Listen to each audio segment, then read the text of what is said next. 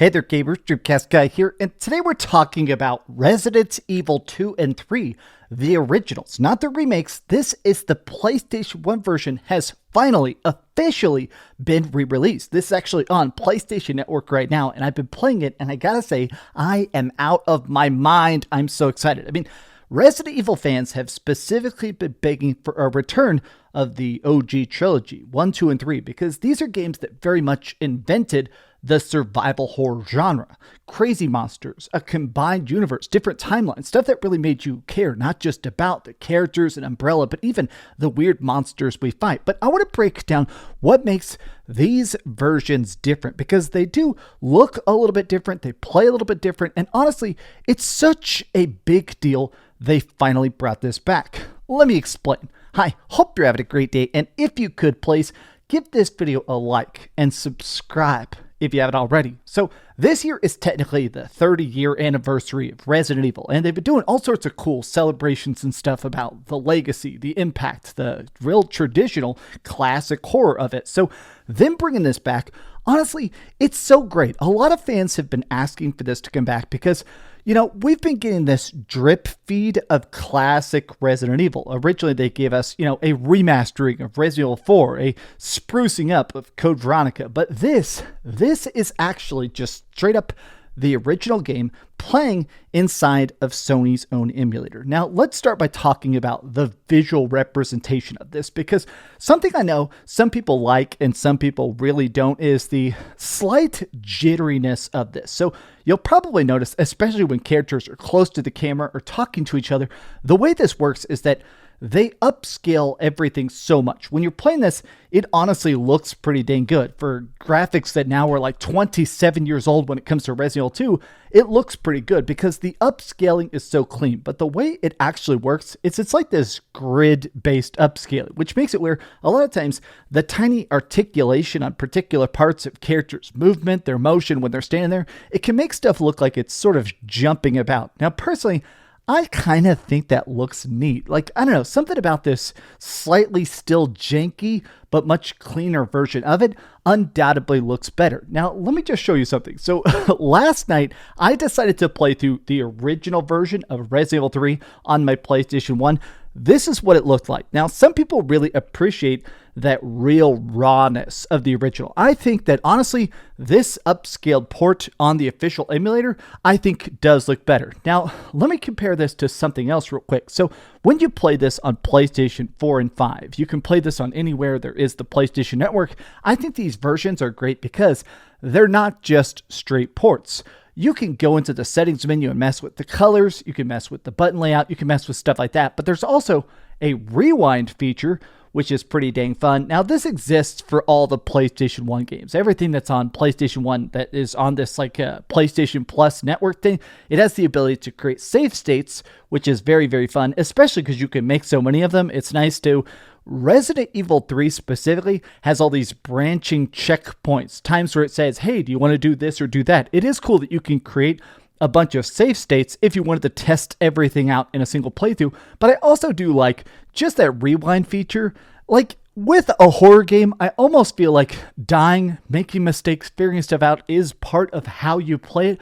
But for those who maybe aren't as used to the rather brutal style of gameplay they had back then, it is cool you can rewind and undo some of the screw-ups. But I want to compare this to another version we had recently. So I'm one of those people that has been screaming from the rooftops specifically to have the OG versions, the PlayStation 1 and PlayStation 2 versions coming back, right? It's cool to actually have these OG ports, not just upscales or remasters, the ports of the original games. I think that's incredibly cool. But last year, we did get a collection. This was actually released on PC, but that was a port of the PC versions of these games. So they were slightly different. Those actually have everything unlocked immediately.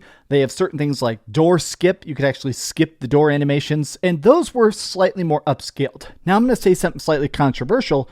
In a way, I like the PS1 jank more. I just think that something about the rawness of it looks so incredibly good.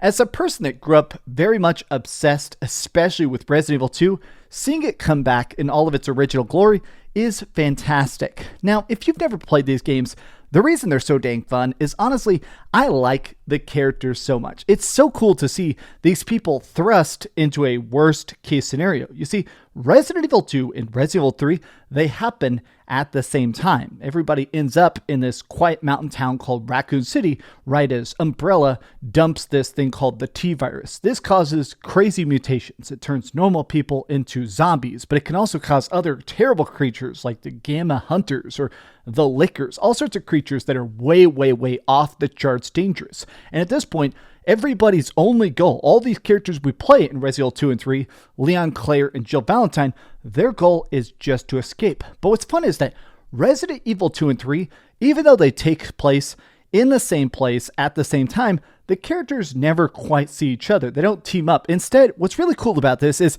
I like the fact that you see the remnants of other people. Like sometimes, since Jill and Leon are not going through the same areas at the same time, you'll see like a boarded up police station door in one game that you didn't see in the other. And you kind of think, oh, what happened after Jill Valentine managed to blow this up? It's cool to see those extra fingerprints that add to the continuity of Resident Evil. I really still feel like one thing the Resident Evil 2 remake did great is capitalize on that, of show all those cool little fingerprints to the world that the Resident Evil 3 remake did so bad. If you're one of the people that always saw everybody saying the Resident Evil 3 remake is trash or that it's terrible, you should play the original because honestly, the OG is so good, especially the clock tower segment that they completely cut in the remake. The original game is completely different from the remake. The Tyrant, the crazy Nemesis monster that chases you throughout the entire game, is actually terrifying. Whereas in the remake, he's in like 3 scripted events and he's very easy to dodge.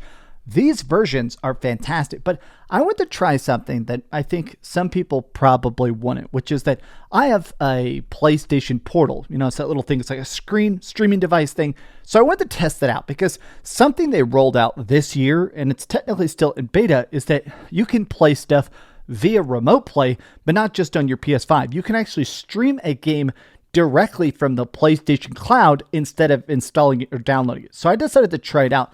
Honestly, this does not work well because when you're playing it, the way that you do it, start becomes your rewind and save state button. Start and select in the PlayStation 1 game is the touchpad, which that doesn't have, meaning that in order to use the touchpad inside of the PlayStation Portal, you have to touch the screen.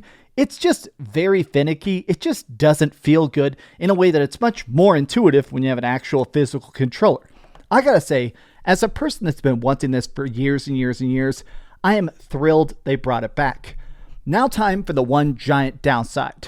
Still no trophy support. I love hunting trophies. I love doing those silly extra objectives. I love a checklist of, hey, beat the game in less than 10,000 steps. Beat the game with only opening the item box 3 times. Beat the game without saving. I love that kind of stuff. I've platinumed actually a lot of the Resident Evil games because I do enjoy those silly, goofy, kind of inconsequential challenges, right? Capcom has now re-released a bunch of their games from the PlayStation 1 onto the PlayStation Network, and none of them have trophy support. None of them. Dino Crisis, no trophies. The original Resident Evil, no trophies. Nothing. Resident Evil 2 and 3, no trophies. And I have to admit, this to me is still, it's a letdown, but honestly, I'm going to say something crazy here. I like the OG Resident Evil so much, I would buy these games for $10 a piece if I could get trophy support. I'm dead serious. I care about trophies that much. I think it would actually increase the fun enough that to me, it's worth it. I just don't understand why Capcom seems so dismissive of the retro fans, at least in a lot of ways. But these are just some off-the-cuff thoughts after playing both the games. Honestly, heck yes. Please download these games, play these games if you have PlayStation Plus. Definitely try these out. Show them via engagement numbers that we care about old school Resident Evil. These have just been some off-the-cuff thoughts. Love you very much. If you could please give this video a like and subscribe if you haven't already. And please keep dreaming. Oh my God, what a happy damn day. Thanks so much for watching that video. If you want to see something else, you can always click this link to see what I put up last, or, subscribe and see what's coming up next. Also, I promise that whatever I do, it'll try not to suck.